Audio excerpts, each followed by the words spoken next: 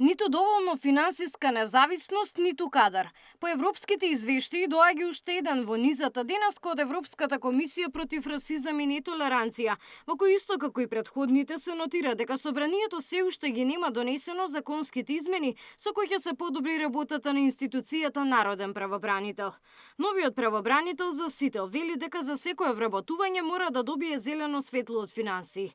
Со буџетот за 2026 година веќе се платени 3 заостанати кири од претходната година, што автоматски значи дека е неопходен ребаланс за институцијата да не влезе во нова криза во текот на оваа година. Имало случаеви кога, иако се барало позитивно мислење за вработување, тие ретко се одобрувале, а исто така имаме информација дека неколку огласи пропаднале, како што биле огласите за вработување на преведувачи, кои се многу битен дел на нашата работа.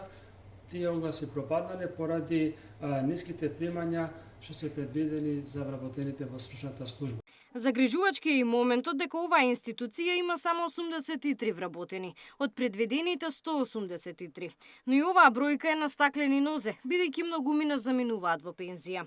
Во извештајот на ЕКРИ се нотира дека финансиска автономија нема ниту Комисијата за спречување и заштита од дискриминација. Во извештајот се наведува дека половично е решен и проблемот со ромите, кои долги години имаат проблеми со вадење на лични документи и матични броеви. Од 700 лица кои немале доказ за идентитет по независноста, се уште има околу 160 чиј статус не е решен. Габриела Лескова, Сител телевизија.